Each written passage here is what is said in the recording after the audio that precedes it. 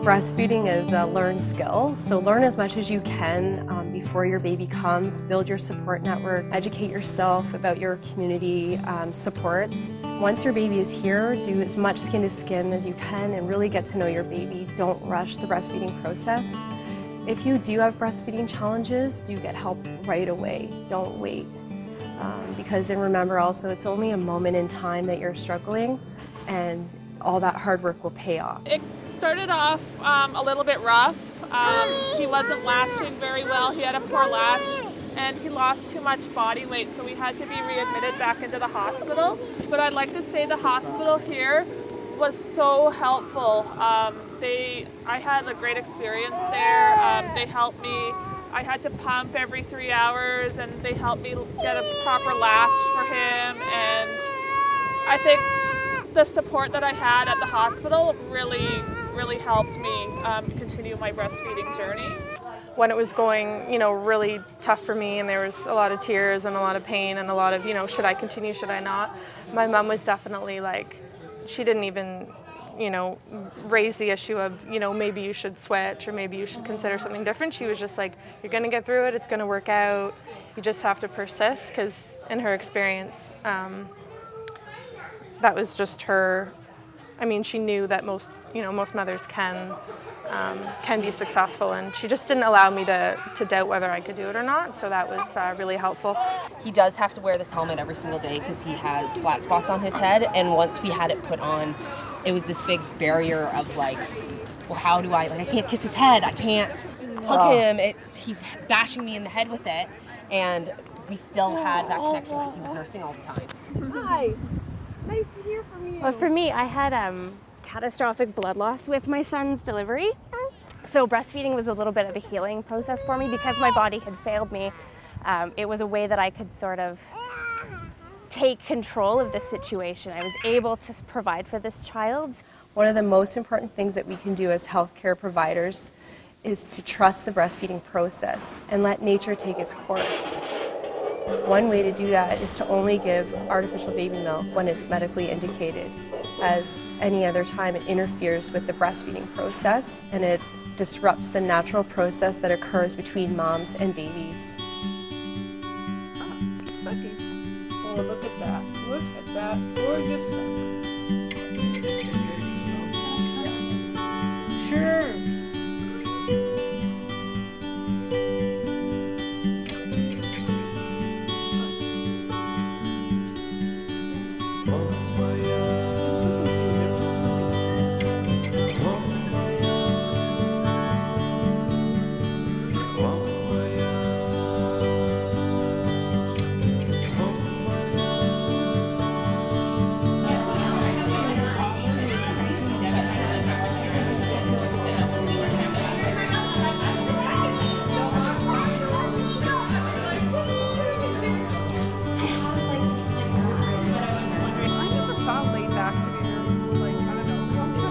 Something like when I gave birth to Aurora, I put her right on my stomach and I was like, okay, go, but she couldn't. So why do you think it's important for moms to come here?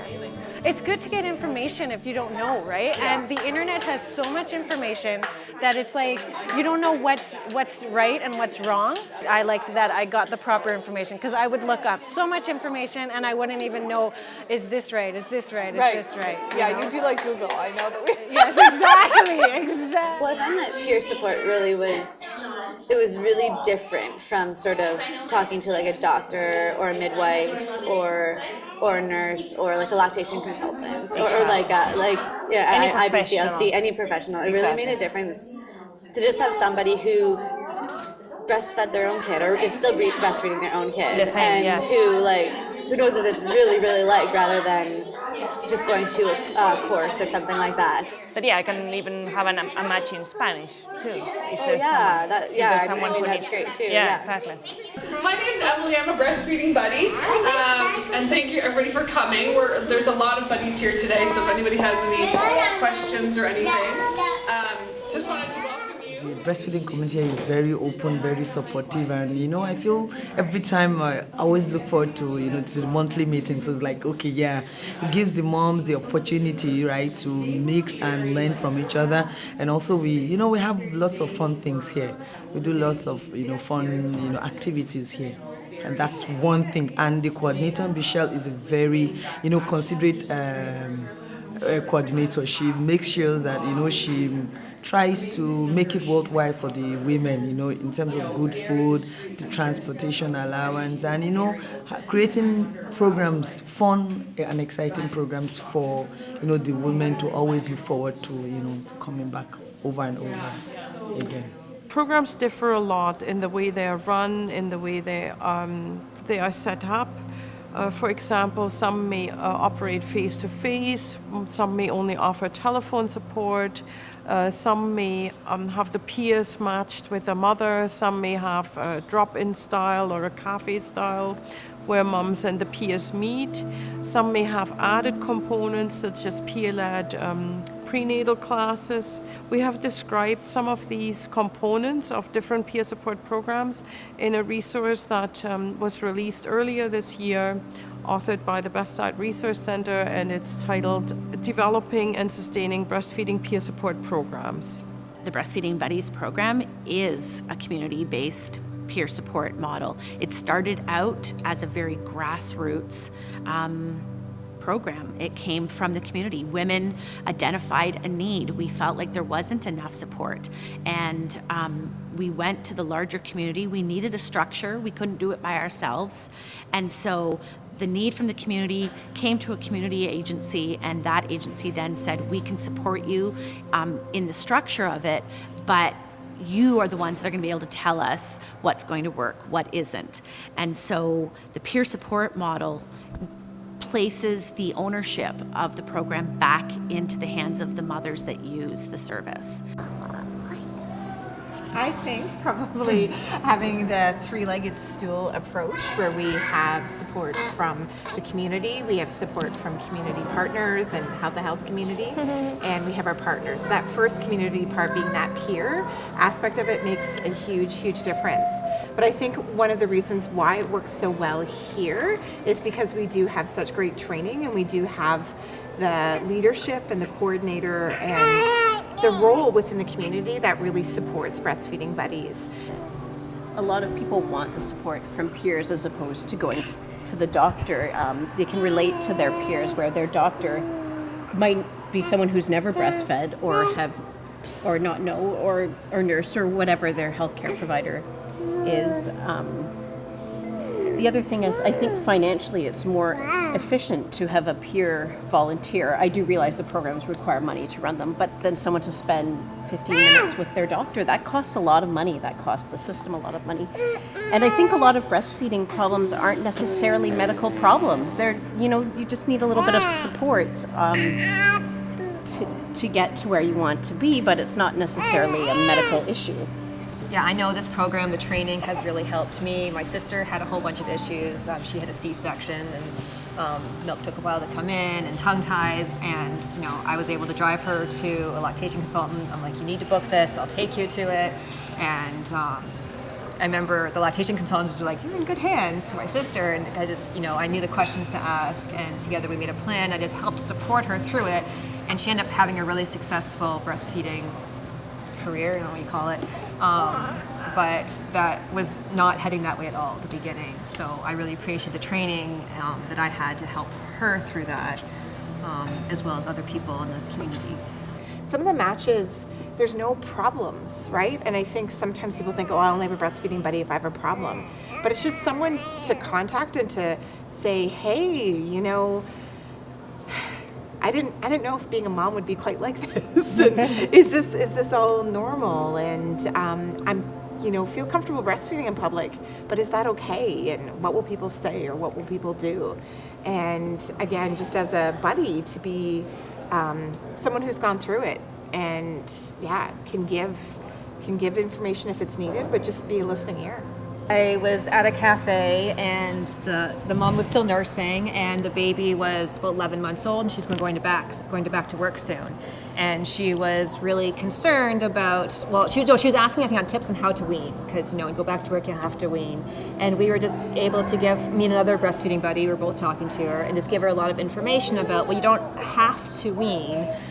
You know, you can nurse after work, you can nurse on weekends. There's a whole range of options. I have a good friend, and she's in Mexico, and I help her nurse her daughter for longer than she would ever expect it, and now she helps friends as well, but then she most of the time sends them to me, right? Like, I know a good friend that knows a lot of information about breastfeeding, contact her. So I get phone calls from there just to ask for help. I traveled home recently, and my background being medicine, I volunteered at a clinic, and I found out, you know, one of my patients gave birth overnight. So when I got back, when I got to the hospital the following day, she told me she had a CS because of complications, and the baby was very weak when, you know, he was brought out. So I went back and asked the nurses if, you know, the baby had breastfed. They said no, the baby was sleeping. I was like, no, the baby had to start, you know, breastfeeding. So I went to the mom, woke the mom up, and the mom was feeling, you know. And with my experience here, I was so happy, you know, I was able to establish breastfeeding. And then if you look at the cellular component of human milk, we know that everything under the sun is in there. When you look at it under a microscope, it's a living fluid. You can watch the cells behaving under the microscope like Pac-Man. It's been an amazing journey to go 12 years with this program, from the very first buddies that you trained until now, and to see that you've actually maintained a lot of these women, and they're having second and third and fourth babies, and they're still supporting other women. Yes. As peer supporters, you know, and I think that the important thing to remember is that our culture's at a point right now where we're starting to realize that this is not something you do in isolation, and that you don't need professional support for everything. And the talk out there, the biggest buzzwords of the day are things like maternal mental health. Something that your program does, it is having a mother who's been there be with a mother who is now there, and the helper is saying, I listened to myself, I learned as I went, I wasn't that good at it at the start, and I learned with my baby. And that's a much more powerful message than 10 minutes on the first side, 5 minutes on the second side, anything like that. Absolutely. One of the ways that I measure success for our program is when a mom comes to us and asks for help and would like to be matched with a peer volunteer. When she gains that support and that encouragement and that confidence, then she comes back to me and says, I would like to help another woman. Yes. And so then we see that beautiful circle of motherhood and the helping ripples each other. spread. Absolutely. And that's how we're going to reclaim this. It has been usurped. Absolutely. And we have a right to be angry, cheated. Yeah. Almost a sense of betrayal by people who took that away from us and told us they knew a better way to do it. Just because you didn't breastfeed for that long, maybe you didn't get the support that you needed at the time, or the correct information that you needed at the time. You're and that's even more crucial. motivated then, yeah. right?